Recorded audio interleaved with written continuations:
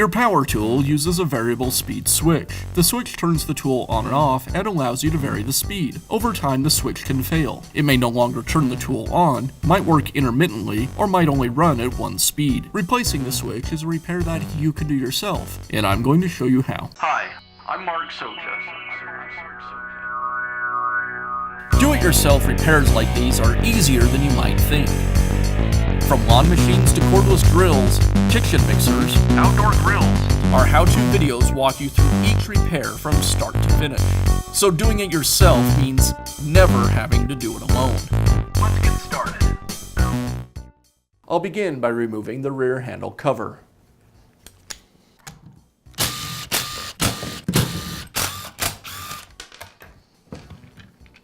Now I have access to the switch. I'll pull the switch from the housing, and first I'll remove the cord wires.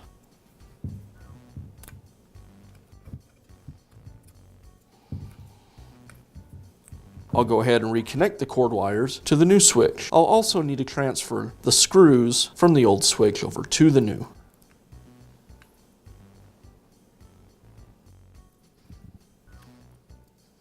Now I can connect the black wire and the white cord wire.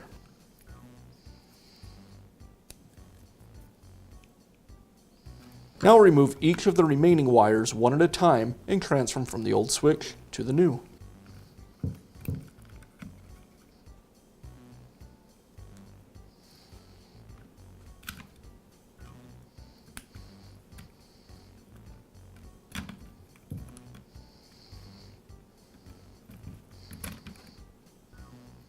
Make sure everything is secure, and I'll place the switch back into the housing.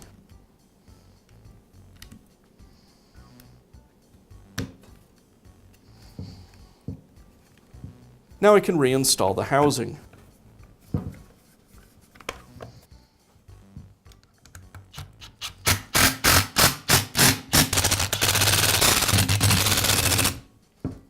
And that's how easy it is to replace the trigger switch in your drill. Be sure to check back often for new videos and expert advice. If you found this video helpful, give us a thumbs up And leave a comment.